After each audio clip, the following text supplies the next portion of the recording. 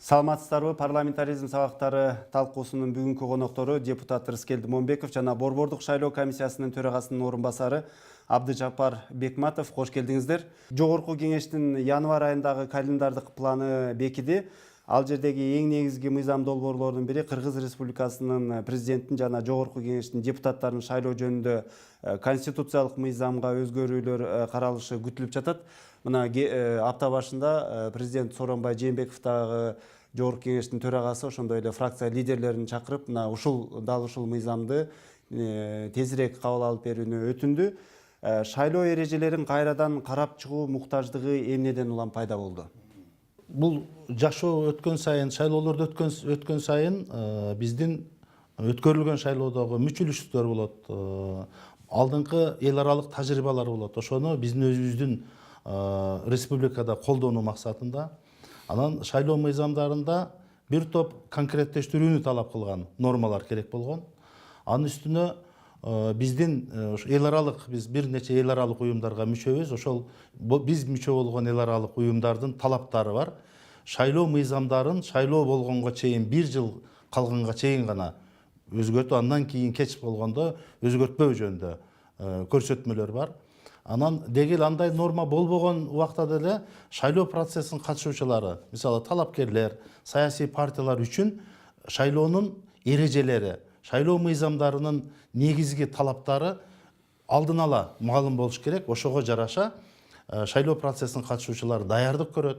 Ошого жараша шайлоо алдындагы өзүнүн даярдык иштерин жүргүзөт. Ошого байланыштуу өткөн жылы, ушул бир жыл мурда президенттин указы менен жумушчу топ түзүлгөн.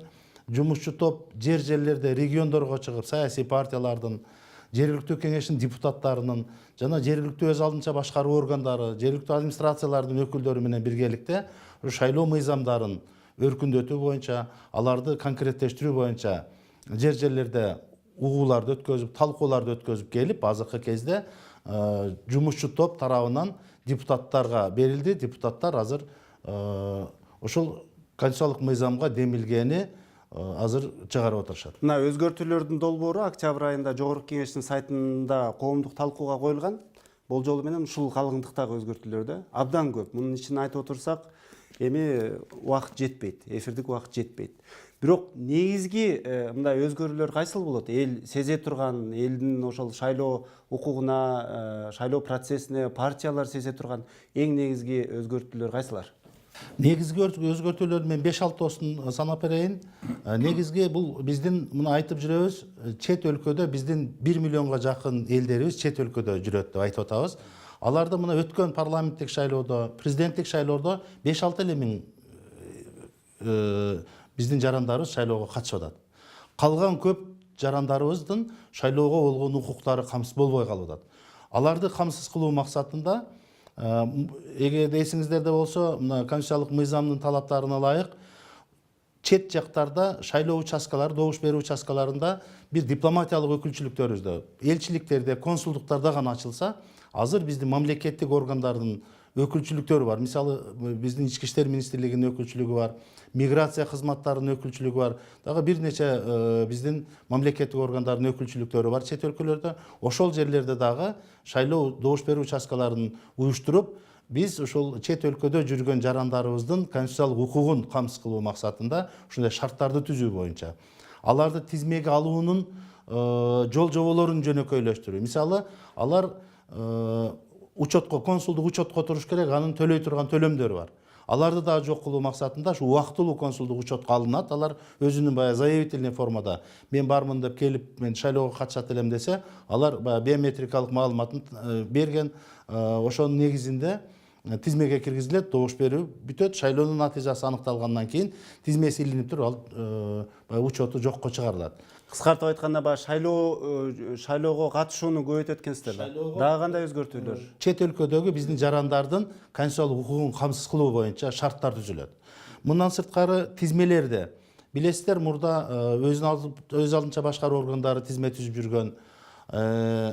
азыркы убакта мамлекеттик каттоо кызматы түзүп жүрөт. Бирок ошол тизмеде жок болуп калган же тизмеге туура эмес кирип калган жарандарыбыздын тактоо дагы бир нече татаалдыктарды жараткандыктан азыр Борбордук шайлоо комиссиясы менен чогуу мамлекеттик каттоо кызматы ушул шайлоочулардын тизмесин актуалдаштыруу боюнча бир нече мындай жоопкерчиликтүү эки мамлекеттик органдын жоопкерчилигин карай турган нормалар киргизилди. Мындан сырткары шайлоого катышуучу саясий партиялардын талапкерлердин жоопкерчилигин жогорулатуу боюнча. Мисалы, кайсы бир мына бир нече депутаттарыбыз, мына 2-3 депутатыбыздын башка мамлекеттерде жарандык аныкталган үчүн ыйгарым уктары мөөнөтүнөн мурда токтотулду. Бирок ага эч кандай бир жоопкерчилик каралган жок. Мисалы, 2 жыл, 3 жыл, 1 жыл бою канча депутат болуп жүрдү, ошол биздин баягы секретный документтерге доступ болуп жүрдү. Айлык маян алды дегендей, бирок жоопкерчилик. Ошол ушундай мезгилде саясий партия дагы жана талапкер дагы жоопкерчилик тарта турган административдик жоопкерчилик жөнүндө кодекске жана уголовный кодекске дагы жоопкерчиликтерди камтыган нормаларды кошууну азыр пландаштырып сунушталды. Буга чейинки шайлоолордо жанагыл кандидаттарга үгүттөөдө жанагыл бир диний адамдардын ошо шайлоого катышып үгүттөө иштерине катышып кетиши бир коомдук сын пикирди пайда кылды эле да. Андан сырткары мына жакында эле чыкты социал демократтардын жанагыл шайлоо фонду тууралуу. Мисалы, расмий эмес бир булактар деген маалыматтар дагы чыгып кетпедиби? Ошол дагы иликтөө жүрүп атат азыркы учурдачы. Ушул тараптары дагы мына келечекте ушундай да кемчиликтер болбошу керек дегендей нормалар күтүлөбү? Туура айтасыз. Жумушчу топ тарабынан мындай ушул сиз атаган мисалы диний мекемелердин өкүлдөрүнүн, диний кызматкерлердин шайлоо процессине аралашуусу боюнча дагы конкреттештирүү боюнча дагы талап болгон. Билесиздер, өткөн парламенттик шайлоодо мына крестьяндардын поптордун аралашканы үгүт иштерине же болбосо биздин молдокелерибиздин аралашкан үгүт иштерин аралашкан фактылар болгон, алардын жоопкерчилиги боюнча. Бул азыркы сунуш болуп аткан мыйзам долбоорлоруна алардын да жоопкерчилиги, аларды кийлигишпөөсү боюнча. Себеби биз ошо мечитте саясий үгүт жүргүзүлбөсүн деп так жазылабы? Алардын ушул диний мекемелерде, мечит эмес, мисалы чиркөөлөрдө да башка дагы бүт диний мекемелерде андай үгүт иштери жүргүзүлбөсүн деген, алардын жоопкерчилигин жогорулатуу боюнча нормалар каралып атат. Андан сырткары сиз айткан жана саясий партиялардын же болбосо талапкерлердин шайлоо фондуларынын мурда эсиңиздерде болсо азыркы аракетте турган, күчүндө турган конституциялык мыйзамда норма турат, үстүңкү чек жок. Мисалы, президенттик шайлоодо үстүңкү чек жок. Парламенттик шайлоодо үстүңкү шайлоо фондунун үстүңкү чеги жок. Бул үстүңкү чеги жок. Мына билесиздер, саясий партиялардын өкүлдөрү да айтып жүрөт, бул атайын ушул добуштарды сатып алууга атайын жасалган бир нормалар деген, шарт түзүп берген деген ушундай бир дооматтар болуп келген. Аларды эске алып, үстүңкү чектер коюу боюнча парламенттик шайлоодо дагы, президенттин шайлоосунда талапкерлердин фондун түзүүдө үстүңкү чектерди коюу. Анан алардан келип түшүү булактары дагы. Мисалы, сиз азыр белгилеп өткөн диний уюмдар же болбосо диний мекеменин кызматкерлери ушул пожертвование жасаганга акысы жок. Алардын дагы декларациясы болот. Азыркы мына сунуш болуп аткан мыйзам долбоорлорунда кайсы источниктен пожертвование жасап атат. Алардын пенсиондук фонддон же мамлекеттик төлөмдөрдөн, салыктардан болобу, алардын карыздары жокпу деген ушундай конкреттештирүү нормалары киргизилип, азыр талкууда илинген, демилгеленген мыйзам долбоорлорунда ушундай конкреттештирген талаптар бар. Мына чынында эле бир ондогон бир жаңы өзгөрүүлөр күтүлүп атат. Анан кийин эми бул январь айында биринчи окуу башталат парламентте. Анан кийин ошол жумушчу топко кирбеген да депутаттар бар да. Алардын пикири өзгөчө маанилүү. Себеби добушту сиздер бересиздер. Кыргызстан мына 2 жолу чоң дагы жергиликтүү шайлоолорду да өткөрдү. Парламенттик шайлоону, президенттик шайлоону биометрикалык таза өткөрдү деп эл аралык уюмдардын дагы жакшы жогорку баасын алды да. мындай бир кемчилик азыраак айтылды бул жолу. Ошондой шартта Кыргызстан мына буга чейин эң жакшы шайлоорду, таза шайлоорду өткөрдү деп айтпадыкпы, ошондой деп жарыялабадыкпы? Эми ушундай бир өзүбүз айтып алып, анан кийин кайра өзүбүз шайлоо эрежелерин өзгөртүү, бул кайра бизде кемчилик болгон дегендикке жатышы ыктымалбы? Негизинен шайлоонун эрежеси шайлоо өткөн сайын өркүндөп туруш керек. Анткени кандай гана кынтыксыз шайлоо өтсө дагы кыргыздар кынтык табабыз. Мына шайлоо комиссиясынын расмий мүчөсү азыр айтып бербеди. Орусияда биз айтабыз 1 миллионго жакын Кыргызстандын жараны бар депчи. А бирок мен Орусиядан бир 100 000 добуш алган бир шайлоону көрө элекмин. Ашып келсе бир 20 000, 10 000, 30 000 теренде гана добуштарын беришет. Алар эмне Кыргызстандагы кыргыз мамлекетинин өсүп өнүгүшүнө же болбосо мындай кайдыгер дейсиңби? Алардын ошол жанагы биометрикалык негизи жоктугунан шайлоого мүмкүнчүлүктөрүнө жок болгондугунан анан шайлоого алар мындайча аларга мындай шарт түзүп бербегенден барышпайт да, катышпайт. А бирок алардын дагы укуктары бар да шайлоого жана шайланууга. Мына ошол өңүттөн алып караганда шайлоочулардын укугун карап эске алганда ал нерселер кириш керек беленелер. Бирок бизде мындай да ар дайым эле шайлоодо эки нерсенин гана кызыкчылыгы. Бул ачык нерсе. Бул коомдун кызыкчылыгы, анан кийин бийликтин кызыкчылыгы. Анан коомдун кызыкчылыгы, мына бул айтып атпайбы, бул жаңы шайлоо кодексине киргизилип жаткан конституциялык мыйзамга киргизилген өзгөртүүлөрдүн баардыгы коомдук талкууга чыкты. Жергиликтүү кеңештин депутаттары талкуулады. Айылдык жерлердеги коомдук угуулар болду. Алардын баардыгын сунуш пикирлерин баардыгын эске алып туруп, эми жогорку кеңештин депутаттарына киргизип атабыз депчи. Киргизгени мен деле уктум. Президентибиз 6 фракциянын лидерлерин кабыл алып, андан өтүнгөнү мен да уктум.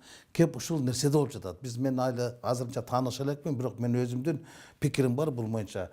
Эмне үчүн дегенде ар качандан бир качан бийлик ошо мына коомчулуктун кызыкчылыгын биз элдин кызыкчылыгын эске алып жатабыз дейт да, өзүнүн кызыкчылыгын да кылып чыгып кетет да. Анан шайлоо институтун, мына шайлоо мыйзамдарын, эрежелердин баардыгын оңдошубуз керек, баардык мүмкүнчүлүктөрдү түзүш керек деп жаңыланып туруш керек, жаңырып туруш керек. Бирок бул жерден мындай бир көмүскө оюндар болбош керек да. Мына сиз айтып атпайсызбы, бийликтин дагы бир кызыкчылыгы болушу мүмкүн деп. Эми коомдук талкуу болуп атат. Ошондон сырткары 1-чи, 2-чи, 3-чү окууда каралат жогорку кеңеште. Депутаттар дагы өздөрүнүн ой пикирлерин киргизип, сунуштарын киргизип, анан кийин жана жумушчу топ сунуштаган долбоорду өзгөртүүгө толук мүмкүнчүлүгү бар да, туурабы?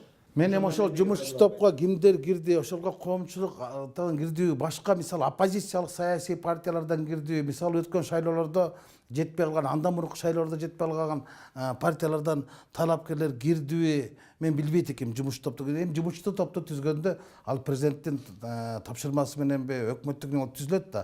Анан ошол жумушчу топтун баардыгы коомчулуктагы эң кооптуу нерселерди эске алды, ошолорду коомчулуктун талкуусуна койду. Мен бир ушул жаңы шайлоо кодексинде өзгөртүүлөрдү бир коомдо бир чоң талкуу өткөзгөнүн, ошол жерде мындай кайчы пикир, каршы пикир, жакшы пикирлердин кагылышканын укканым жок. Мына азыр эми ушундай документ менен жогорку кеңешке киргизип атат. Буну мен дагы кооптонуп турам да, ушуну дагы эми баягы фракция лидерлеринен сурангандан кийин, бул да кооптуу нерсе керек болсо керек го. Шайлоого чейин айыл 1,5-2 жыл бар. Анчалык ничин шашып атабыз? Же будан кооптуу нерселер барбы?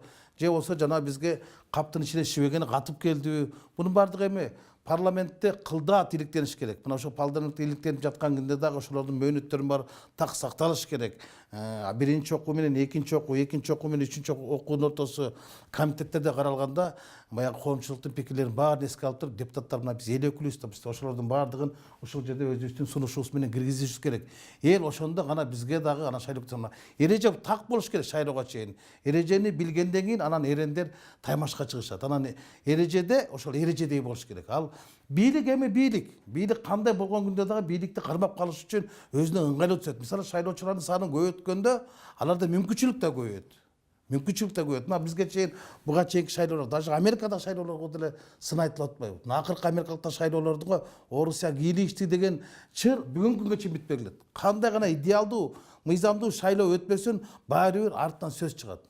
Бизде деле чыгып келген. Ошон үчүн бул жерде кеп ошо элдин добушу, элдин үнү, элдин жана тандаган талапкерлер келиш керек. Анан мыйзам ошолго мүмкүнчүлүк түзүп бериш керек. Кандай болгон учурда дагы ушул азыркы өзгөрүүлөр, эрежелер күчүнө кирип калса, анда саясатчылардын, парламенттин ичиндеги саясий партиялардын, ошондой эле сыртындагы партиялардын мындан кийинки жашоо турмушуна таасир, жүрүм турумуна таасир этиши ыктымалбы?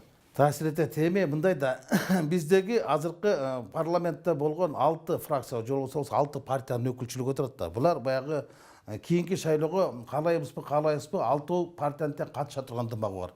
Анан булар азыркы эле курам менен кайта келсек, кайта эле кийинки парламентте орун алсак деген аруу тилектери жүрөгүнүн түпкүрүндө турууда. Өтпөй калган партиялар, канча деген саясий акчасы жок талапкерлер тишин кычыратып отурат. Ушу биздин шайлоо кодексинде бир эрежени жаңыртса, биз дагы депутат болуп шайлансак деген мугалимдер, акындар, жазуучулар, артисттер толгон токойду. Алар акчанын айынан партияга кире албайт. А партиялар болсо билесиздер, жана акчалуулар менен чогултат да. Анан акчалуулар келгенде сапаты кандай болот? Кеп ошондо да анан баягы катышпай калган оппозициялык партиялар бар. Алардын да пикирин эске алышыбыз керек, алардын да сунуштарын эске алышыбыз керек. Анткени шайлоого жана шайлоонууга Кыргызстандын баардык калкынын укуктары бар. Ошол жагынан караганда биз оппозициянын да сунуш пикирлерин эске алышыбыз керек. Мына депутаттын айткандарынын арасынан мына шайлоочулардын добушун сатып алуу маселеси, ошондой эле жанагы парламентке өтүп кеткен же болбосо талапкерлердин жанагы тизме менен келип атпайбы? Ошолордун сапаты тууралуу, билими, тажрыйбасы, ушулар тууралуу, ошол алардын дагы мындай деңгээлин жогорулатууну бир караган нормалар барбы? Ошондой сунуштар барбы? Туура айтасыз, ушул коомчулук тарабынан да ушундай сын көп айтылат. Мисалы, жогорку билими жок, иш тажрыйбасы жок депутаттар деген пикирлер. Ошон үчүн азыр мыйзам долбоорлорунда жогорку билим сөзсүз болуш керек деген норма сунуш болду жумуш топ тарабынан. Мындан сырткары азыркы эле айтып аткан баягы шайлоо фондундагы жогорку чектин жоктугу парламентке кирбей калган саясий партиялардын, башка саясий ушул шайлоо процессин катышуучулардын арасында атайын бул шайлоочулардын добуштарын сатып алууга шарт түзүп берди деген түшүнүк болуп атат. Мисалы, кайсы бир партия 100 000 баягы үгүтчүнү жалдап алса болот. 100 000де. Мисалы 10 000 сомдон айлык берип иштетсе, эч ким ага тыюу салбайт. Алар үй бүлөсү менен келип эле добуш берсе, мисалы, бир үй бүлөдө мисалы бир 4-5 шайлоочу болсо, 500 000 шайлоочу болот да. Жарым миллион. Ой. Ушуга атайын түзүп бергенсиңер, шарт түзүп берилген деп, анан дооматтын эсебинен анан ушундай чектердин үстүңкү чектерди койду да. Биз эми баягы бара-бара көч түзөлөт. Ошон үчүн биз өтүп аткан шайлоолордун тажрыйбасынан биз жакшы жагына бурганга, жакшы бир багыт алганга бир сабак болот экен, ошондой бир нормалар иштелип чыгат экен. Анан сырткары дагы бир саясий партиялар үчүн катуу талаптардын бири ошо шайлоо дайындалганга чейин 6 ай жок дегенде тажрыйбасы болсун деп. Мисалы, мына акыркы шайлоолорду эске алсаңыздар, шайлоого жакындаганда эле түзүлө калып чыгып шайлоого катышкан партиялар болду.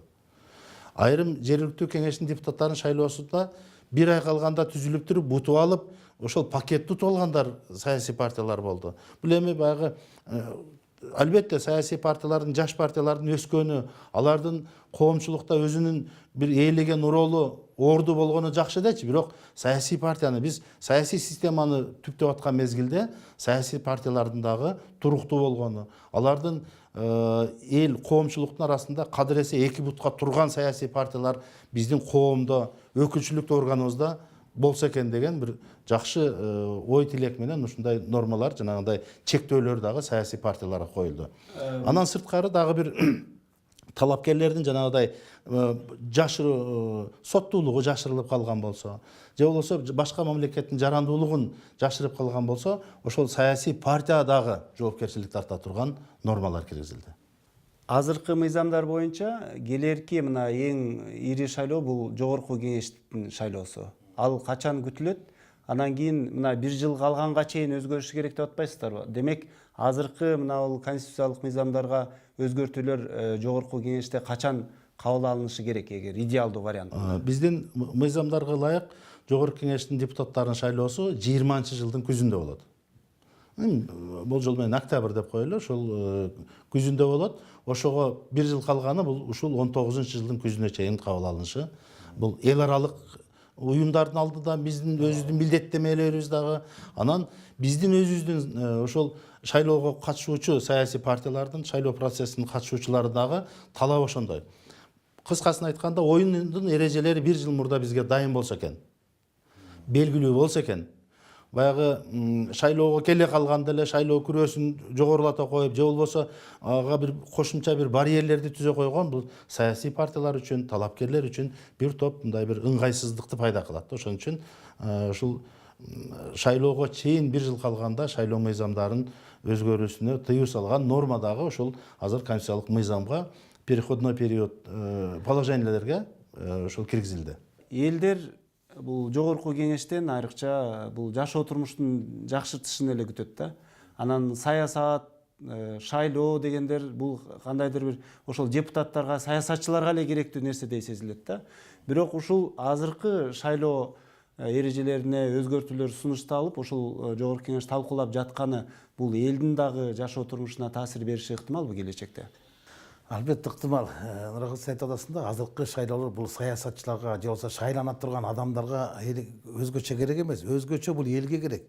Эл азыркы шайлоолорду күтүп калат. Бир шайлоодон экинчи. Анткени бизде шайлоолордун баардыгы майрамга айланат.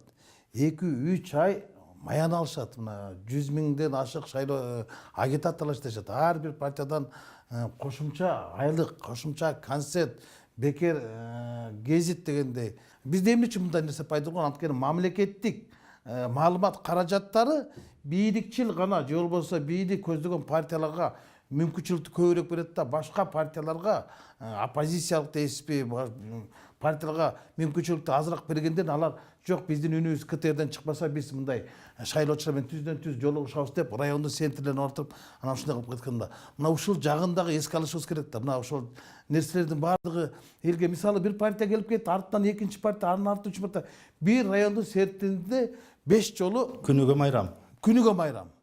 Күнүгө Эми майрам. ошол убактылуу жанагы майрам, убактылуу үгүттөө иштери, убактылуу жумуштан сырткары элдин чарбасына, экономикасына, жашоо турмушуна ушул эрежелер кийин бара-бара таасир береби же жокпу?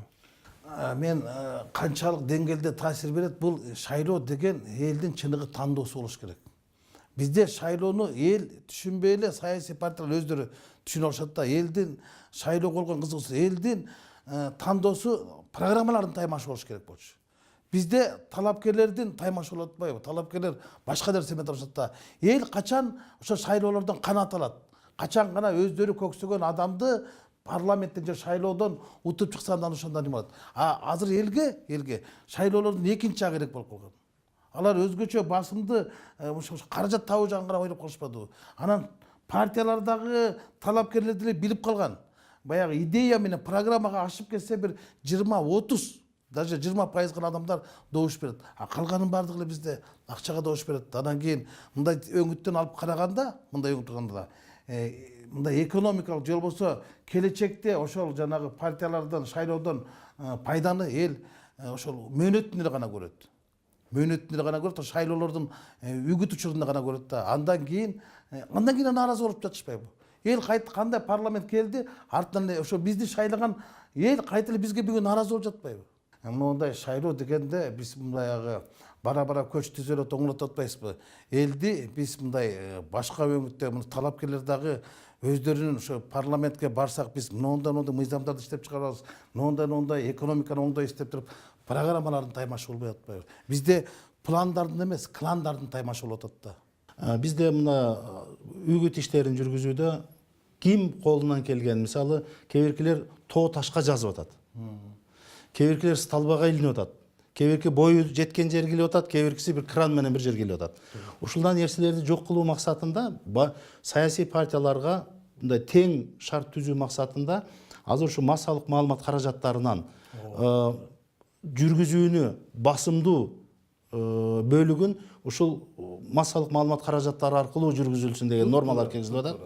Бул дагы көпчүлүгү элдин тандоосу жеңил болсун үчүн коллективдүү жолугушууларды, дебаттарды коллективдүү жолугушууларды көбүрөөк өткөзөлү деген нормалар ушул жака камтылды. Эң сонун болот ошондор.